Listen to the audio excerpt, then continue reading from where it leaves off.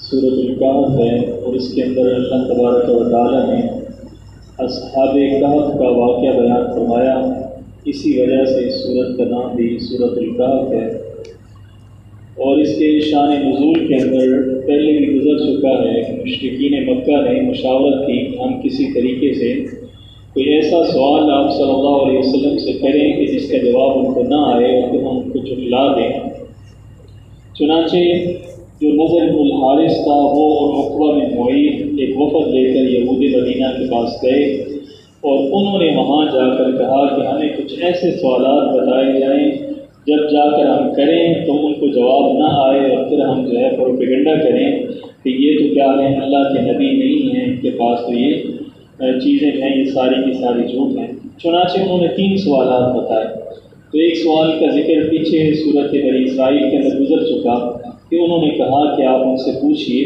کہ روح کی حقیقت کیا ہے. تو اللہ تعالیٰ نے فرمایا کہ وہ تو اللہ تعالیٰ کا امر ہے. اور دوسرا سوال انہوں نے یہ کیا کہ اصحاب کہف کون لوگ تھے. اور تیسرا سوال جو ہے وہ ذوالقرنین سے متعلق انہوں نے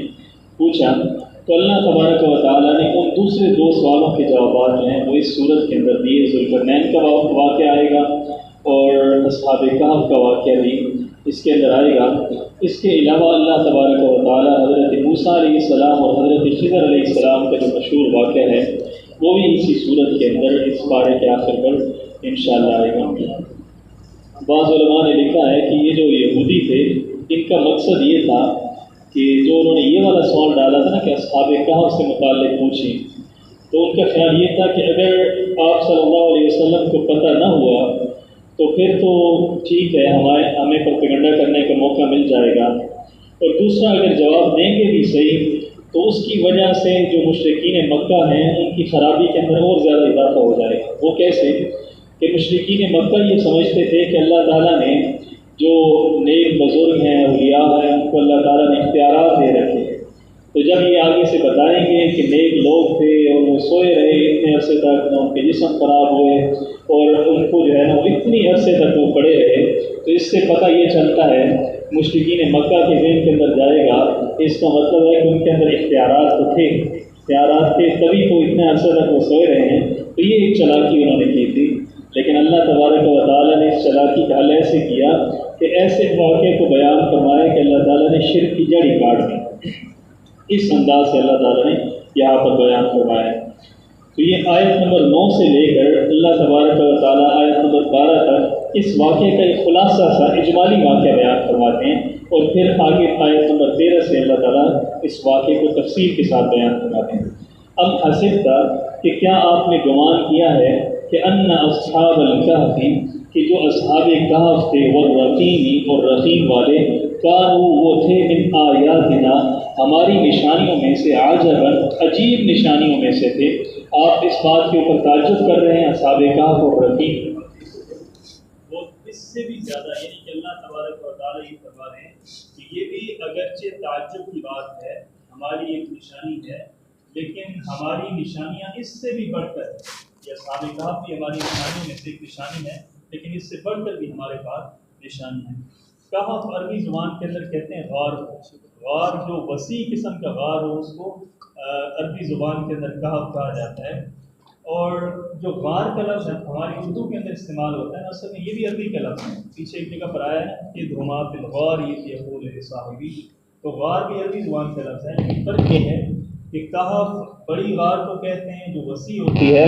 اور جو چھوٹی غار ہوتی ہے اس کو جو چھوٹا سا گڑھا ہوتا ہے اس کو غار کہتے ہیں عربی زبان کے اندر، جو کوہ سا ہوتا ہے. تو فرمایا کہ ہم حسبت ان اصحاب کہف اور رقیم جو تھے وہ ہماری آیتوں میں سے بڑی عجیب آیات تھیں، ہماری عجیب قسم کی نشانی. اب اس بارے میں اختلاف ہوا ہے کہ اصحاب الکہف اور ہیں اور اصحاب الرقیم اور ہیں، یہ دونوں ایک ہی جو ہے وہ جماعت کا ایک ہی واقعے کا تذکرہ اللہ تبارک و تعالیٰ فرما رہے ہیں. تو عام طور پر جو مفسرین ہیں وہ اس طرف گئے ہیں کہ یہ اصحاب کہف اور اصحاب رقیم جو ہے نا وہ ایک ہی جماعت ہیں، ایک ہی گروہ ہے. لیکن امام بخاری رحمۃ اللہ علیہ نے اس سے اختلاف کیا ہے. وہ کہتے ہیں کہ اصحاب کہف تو وہی 7 لوگ ہیں جو اپنے وقت کے بادشاہ سے بچ کر ایک غار کے اندر جا کر چھپ گئے تھے، اور اللہ تبارک و تعالیٰ نے ان کو سلا دیا تھا 300 سال کے لیے۔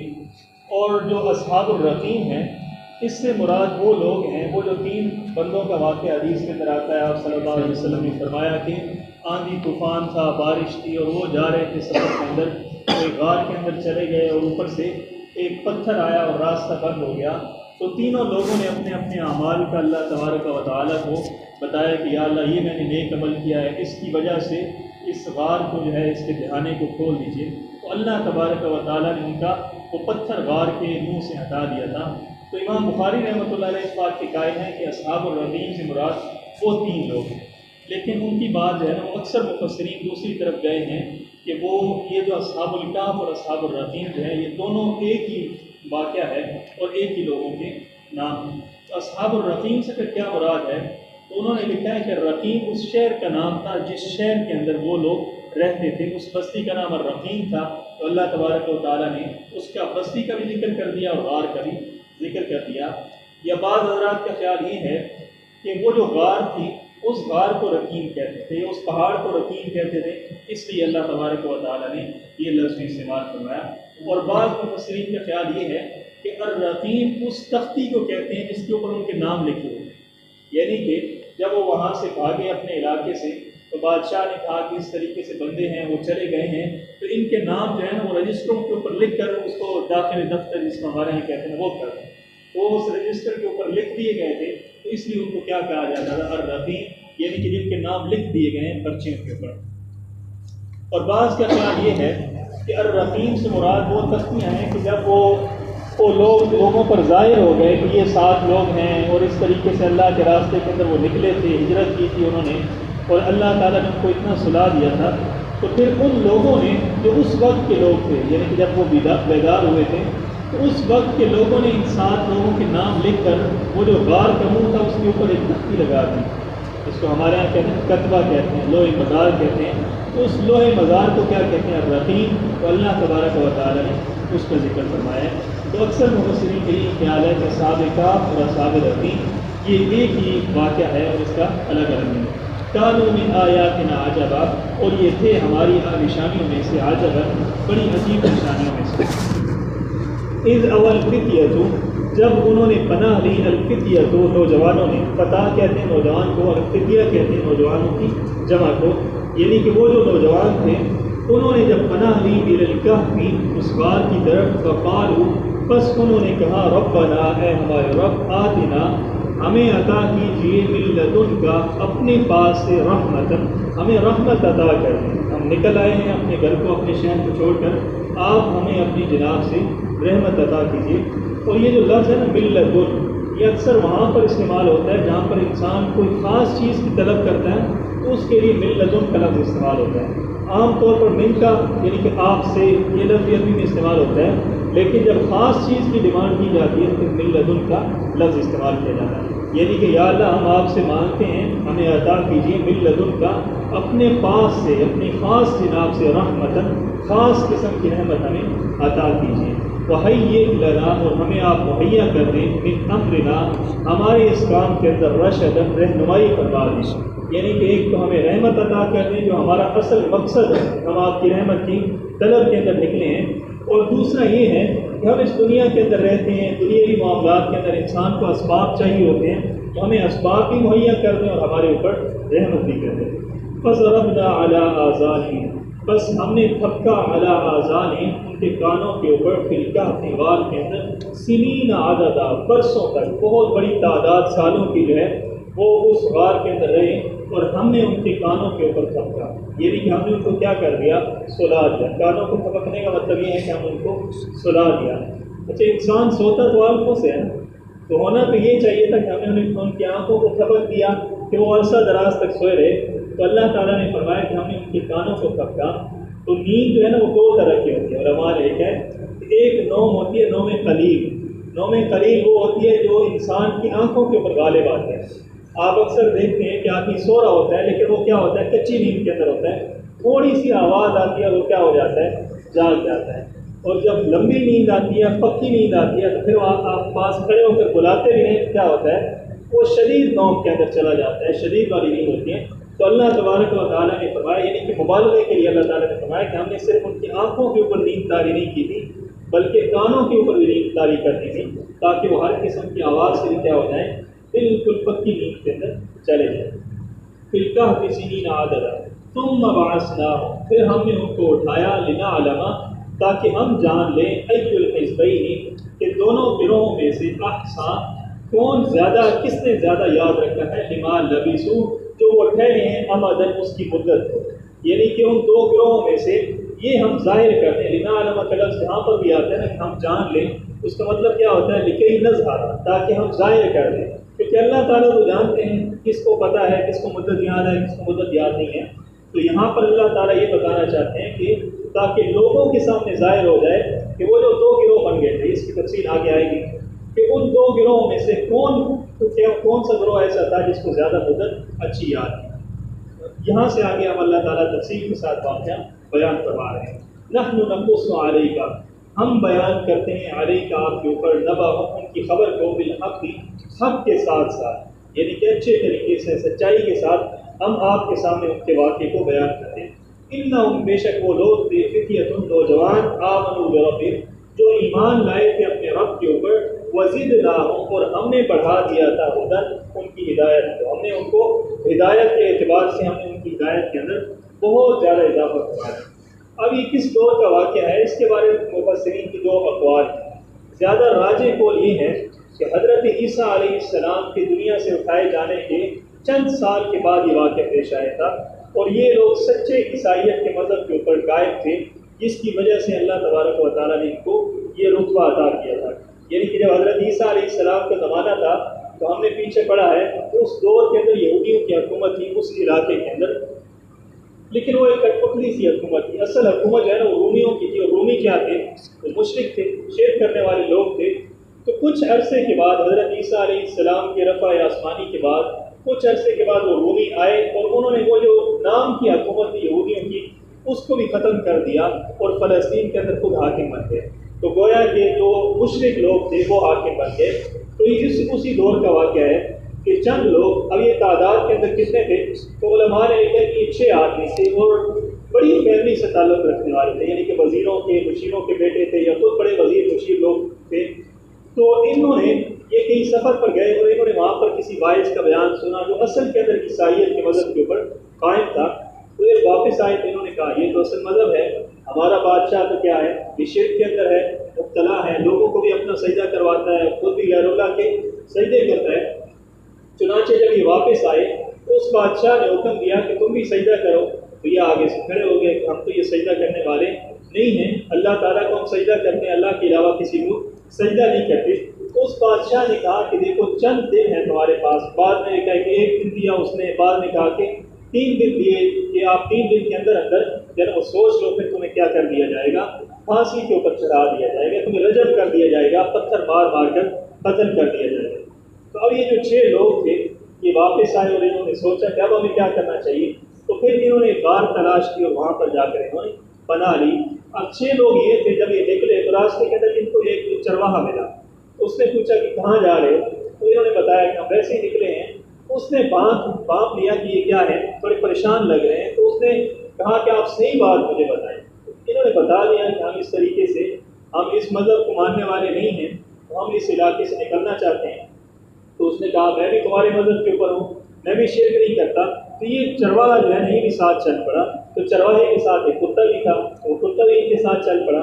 انہوں نے بڑی کوشش کی کسی طریقے سے اس کتے کو بھگا دیں، لیکن وہ کتا نہ بھاگا، وہ بھی چلتا چلتا غار تک ان کے ساتھ پہنچ گیا. بعد میں تو لکھا ہے کہ اس کتے نے کہا کہ میں بھی جو ہے نا تو مجھے ساتھ لے کر جاؤ، میں تمہارا پہرا دوں گا. اس طریقے سے بڑا لمبا واقعہ لوگوں نے لکھا ہے، لیکن حقیقی بات یہ ہے کہ جب انہوں نے بھگایا اور کتا نہ بھاگا تو وہ کتا بھی ان کے ساتھ آ کر غار تک پہنچا.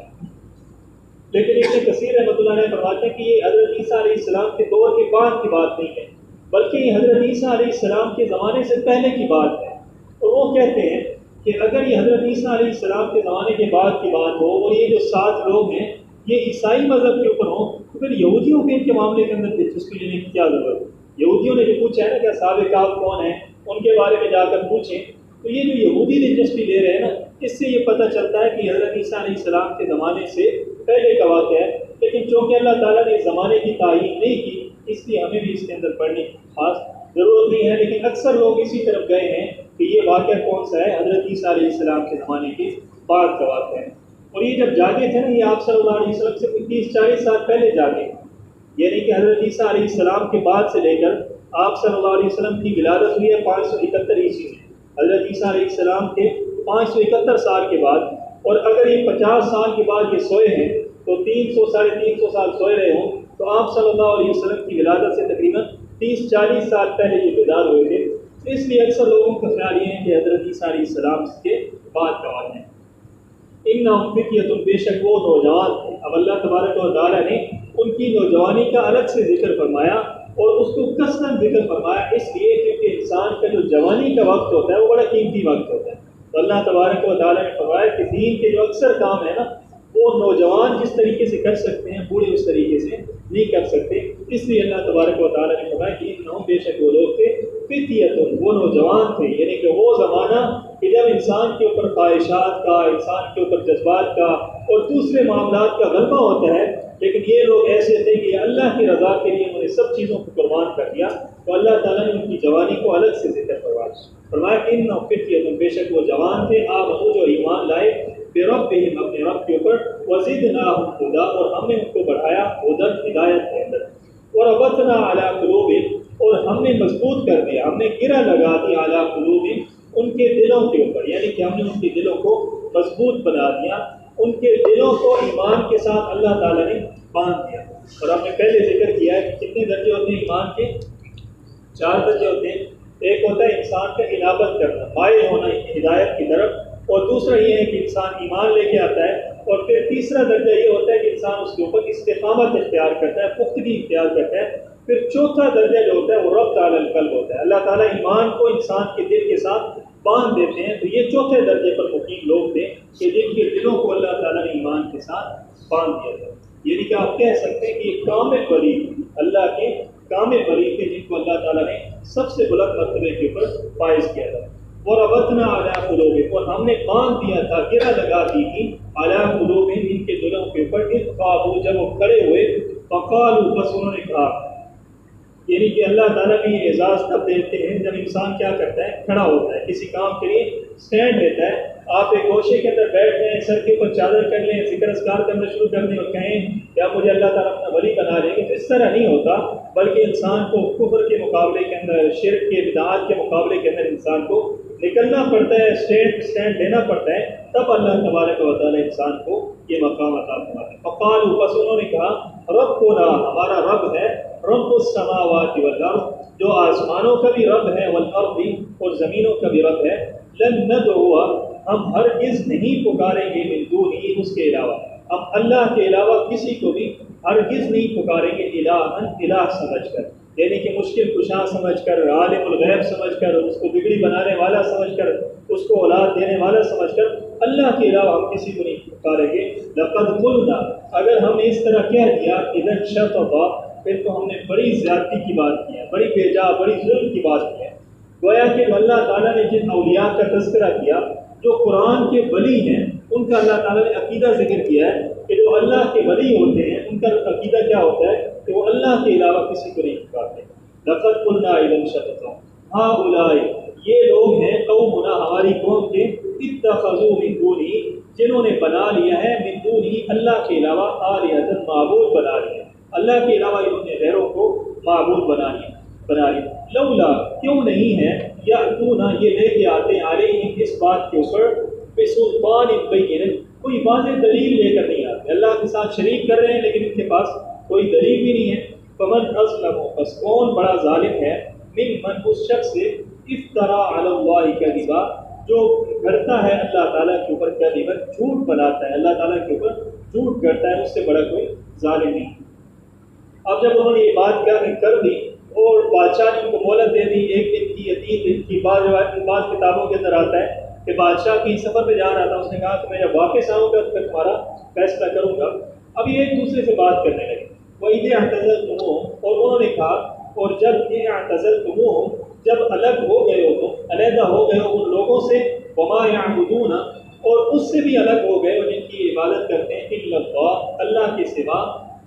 فأووا إلى الكهف، بس تم پناہ لو إلى الكهف، غار کی طرف، یعنی کہ تم نے جب ان کو بھی چھوڑ دیا، ان کے معبودوں کو بھی چھوڑ دیا، تو اب کیا کرنا چاہیے کہ جا کر کسی غار کے اندر پناہ طلب کرنی چاہیے۔ اس سے پتہ چلتا ہے کہ غار انہوں نے پہلے دیکھ رکھی، پہلے معائنہ کر لیا تھا کہ اگر ہمیں یہاں سے نکل کر کہیں جانا پڑے تو کہاں پر جا کر ہم پناہ لیں گے۔ انہوں نے کہا اب ہم جا کر کسی غار کے اندر پناہ لے لیں گے۔ ینشر لکم، وہ پھیلا دے گا تمہارے لیے، ربکم، تمہارا رب، من رحمتی، اپنی رحمت میں سے، اللہ تعالیٰ اپنی رحمت میں سے تمہیں پھیلا دے گا، ویہیئ لکم، اور تمہیں مہیا کر دیں گے اللہ تعالیٰ، من امرکم، تمہارے اس کام کے اندر، مرفقا،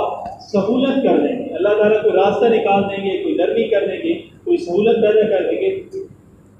وتری الشمس، اب یہ چلے گئے، اللہ تعالیٰ نے وہ سارا جو تفسیر ہے واقعے کی اس کو اللہ تعالیٰ نے یہاں سے چھوڑ دیا، اور ان کے غار کے اندر چلے جانے کے بعد جو ان کے ساتھ صورتحال ہوئی تھی اللہ تعالیٰ نے اس کا ذکر فرمایا۔ اب بعض کتابوں کے اندر آتا ہے کہ وہ غار کے اندر چلے گئے، اب انہوں نے باہر بندے کو بھیجا اگلے دن کہ تم جا کر دیکھا ہو کیا معاملہ ہے۔ وہ گیا اور اس نے جا کر دیکھا کہ تمہارے پیچھے جو ہے نا لوگ لگے ہوئے ہیں، بڑی جو ہے نا وہ بادشاہ کے قریبے تمہیں تلاش کرنے کے اندر مگن ہیں، تو تمہیں وہ پکڑ دیں گے۔ اب وہ جب اس نے آ کر بتایا کہ بڑے حالات جو ہیں نا وہ سخت ہیں تمہارے معاملے کے اندر، تو یہ لوگ بڑے پریشان ہو گئے۔ اب جب یہ پریشان ہوئے تو چونکہ اللہ کے ولی تھے اور اللہ تعالیٰ اپنے ولیوں کو پریشان نہیں ہونے دیتے، پھر اللہ تبارک و تعالیٰ نے ان کے کانوں کو تھپک کیا اور اللہ تعالیٰ نے ان کو سلا دیا۔ اور ہوتا یہی ہے کہ جب آدمی بہت زیادہ پریشان ہو تو اس کی اگر آنکھ لگ جائے تو اس کا غم کیا ہو جاتا ہے، دور ہو جاتا ہے۔ تو اللہ تعالیٰ نے ان کا غم دور کرنے کے لیے ان کو سلا دیا، اور اللہ تعالیٰ نے ماحول یہ بنا دیا۔ وتری الشمس، اور اگر تو دیکھتا سورج کو، اذا طلعت، جب وہ طلوع ہوتا تھا، تزاور عن کہف، تو بچ کر جاتا تھا، عن کہف، ان کی غار سے، یعنی کہ غار بھی وہ سورج بھی کیا کرتا تھا، ایک راستہ بدل کر بچ کر جاتا تھا، ذات الیمین، دائیں طرف سے، وَإِذَا غَرَبَتْ، اور جب وہ سورج غروب ہوتا تھا، تخرج، تو کنی کترا کر جاتا تھا، ذات الشمال، شمال کی طرف سے، ان کی شمال کی طرف سے کترا کر جاتا تھا، وہم، اور وہ لوگ تھے، فی فجوۃ منہ، اس کی جو بالکل کھلی جگہ تھی غار کی، اس جگہ پر وہ پڑے ہوئے تھے۔ اب سورج جب طلوع ہوتا تھا تو گویا کہ وہ غار کا رخ کس طرف ہوگا، شمال جنوب کا رخ ہوگا اس کا، اور اس کا جو منہ ہے وہ شمال کی طرف۔ اب جب سورج طلوع ہوتا تھا تو بجائے ان کے غار کے منہ کے سامنے آنے کی طرف سے تھوڑا سا دائیں ہو کر طلوع ہوتا تھا، اور جب غروب ہوتا تھا تب بھی کیا ہوتا تھا، تھوڑا بائیں ہو جاتا تھا، تاکہ وہ جو اس کی تپش ہے وہ غار کے اندر ان کے منہ کے اوپر نہ پڑ جائے۔ قوم فی فجوۃ منہ، اور وہ لوگ غار کے اندر بالکل سامنے کی جگہ پر پڑے ہوئے تھے۔ ذالک، یہ تھی من آیات اللہ، اللہ تعالیٰ کی نشانیوں میں سے۔ اللہ کی نشانی کیا تھی؟ اللہ کی نشانی یہ تھی کہ وہ لوگ وہاں پر پڑے ہیں اور سورج کی روشنی، سورج کی تپش جو ہے وہ تک نہیں پہنچ رہی، اور اللہ کی نشانی یہ ہے کہ وہ لوگ اتنے سالوں تک پڑے ہیں اور ان کے جسم خراب نہیں ہو رہے اور ان کی نیند کے اندر اتنا زیادہ اضافہ ہو رہا ہے۔ من یہد اللہ، بس جس کو ہدایت دیتا ہے اللہ تعالیٰ، فہو المہتد، بس وہی آدمی ہدایت پاتا ہے۔ ومن یضلل، اور جس کو اللہ تعالیٰ جس کے لیے گمراہی کا فیصلہ فرماتے ہیں، فلن تجد له، بس نہیں پائیں گے آپ اس کے لیے ولیا، نہ کوئی دوست پائیں گے، مرشدا، جو راستہ دکھانے والا ہوگا۔ وتحسبهم، اور تو اس کو ان کو گمان کرے گا، ایقاظا، کہ وہ لوگ کیا ہیں، جاگ رہے ہیں، وهم رقود، حالانکہ وہ لوگ کیا ہوئے ہیں، سوئے ہوئے ہیں۔ اگر آپ دیکھتے ہیں ان کو تو آپ کو ایسے لگتا ہے کہ وہ جاگ رہے ہیں، حالانکہ حقیقت کے اندر وہ کیا تھے، سوئے ہوئے تھے۔ وَنُقَلِّبُهُمْ، اور ہم بدلواتے تھے، ہم پلٹاتے تھے، ذات الیمین، ان کو دائیں طرف، وذات الشمال، اور ان کو بائیں طرف۔ یعنی کہ اگر آدمی زیادہ دیر تک سویا رہے تو کیا ہوتا ہے، انسان کی پسلیاں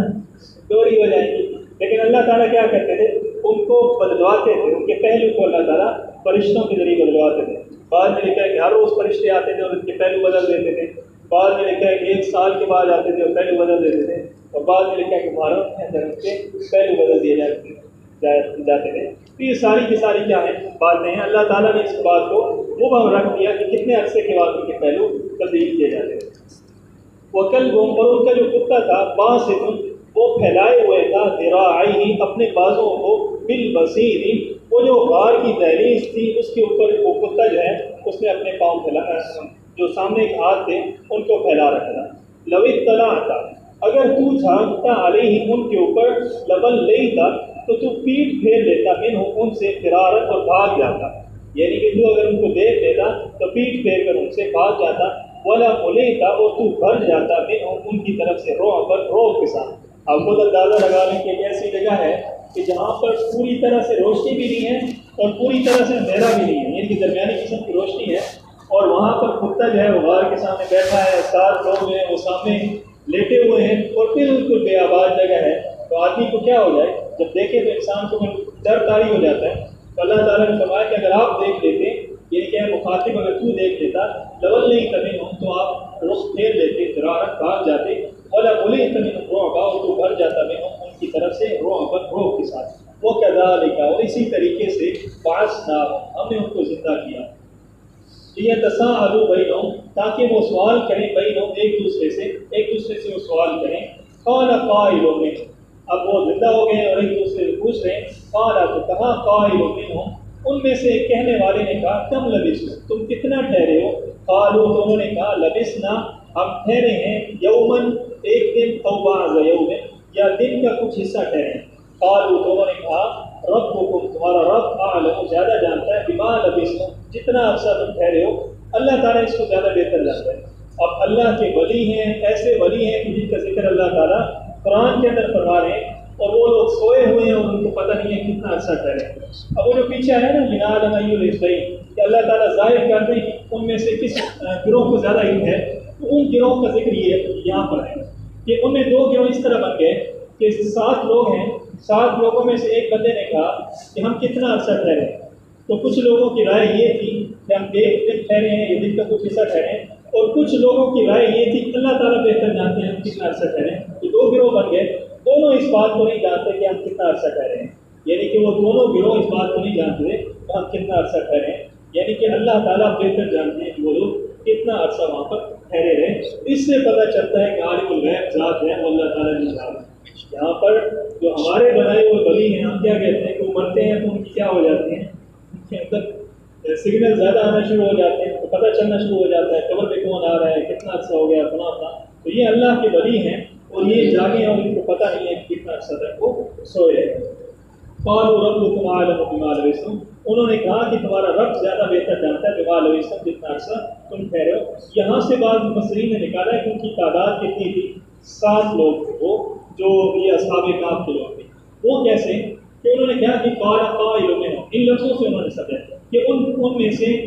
ایک بندے نے کہا کم لبثتم کتنا عرصہ تم ٹھہرے ہو؟ قالوا تو انہوں نے کہا لبثنا یوما بعض یوم، یعنی کہ کتنے گروہ بن گئے، 2 گروہ بن گئے، تو دونوں گروہ کتنے بندوں پر مشتمل تھے وہ یہاں سے پتہ چلا۔ قالوا تو انہوں نے کہا لبثنا یوما بعض یوم کہ ہم ٹھہرے ہیں ایک دن یا دن کا کچھ حصہ، تو وہ کہنے والے کتنے لوگ ہیں؟ قالوا انہوں نے کہا، تو اس سے پتہ چلتا ہے کہ وہ 2 سے زیادہ تھے۔ تو 2 سے زیادہ کتنے تھے؟ 2 سے زیادہ کم از کم 3 کا ہونا تو ان کا یہاں سے پتہ چل رہا ہے۔ تو اب جب انہوں نے کہا کہ ہم دن یا دن کا کچھ حصہ ٹھہرے ہیں، تو جو دوسرا گروہ تھا اس نے کیا کہا؟ قالوا انہوں نے کہا ربکم اعلم تمہارا رب زیادہ بہتر جانتا ہے کہ تم کتنا عرصہ ٹھہرے ہو۔ تو یہ بھی کتنے تھے؟ 2 سے زیادہ تھے، کم از کم 3 تو یہ ہوں گے۔ تو 3 لوگ وہ تھے جنہوں نے کہا کہ ہم ایک دن یا دن کا کچھ حصہ ٹھہرے ہیں، اور 3 لوگ وہ تھے جنہوں نے کہا کہ اللہ تعالیٰ بہتر جانتے ہیں، اور ایک بندہ وہ تھا جو سوال کرنے والا تھا۔ کل کتنے بندے ہو گئے؟ 7 بندے ہو گئے۔ اس سے انہوں نے یہ نکالا تو بآسو بس تم بھیجو احدکم اپنے میں سے ایک بندے کو بورقکم اپنا سکہ دے کر بھیجو، پیسے دے کر بھیجو، آدمی الی المدینہ کی شہر کی طرف، فلینظر بس وہ دیکھے ایھا ازکیٰ کہ کون سا ہے پاکیزہ طعامن کھانوں میں سے کون سا زیادہ پاکیزہ کھانا ہے، فلیأتکم بس وہ لے کر آئے تمہارے پاس برزق منہ اس میں سے کھانا، ولیتلطف اور وہ بات کرے نرم بات کرے، ولا یشعرن اور نہ ظاہر کر دے تاکہ تمہاری خبر نہ دے بیٹھے بکم احدن کسی بندے کو تمہاری خبر نہ پہنچ جائے۔ تو یہ قرآن کا وہ مقام ہے ولیتلطف جہاں پہ تا پہ آ کر قرآن پاک کیا ہو جاتا ہے؟ آدھا ہو جاتا ہے۔ الحمدللہ آج ہمارا قرآن پاک ہے وہ آدھا ہو گیا۔ اور اتفاق کی بات ہے کہ ہم نے شروع کیا تھا قرآن پاک 28 اگست کو، یہ کلاس ہماری شروع ہوئی ہے نا 28 اگست کو شروع ہوئی ہے، اور اب جب آدھی ہوئی ہے پورا سال گزر گیا الحمدللہ۔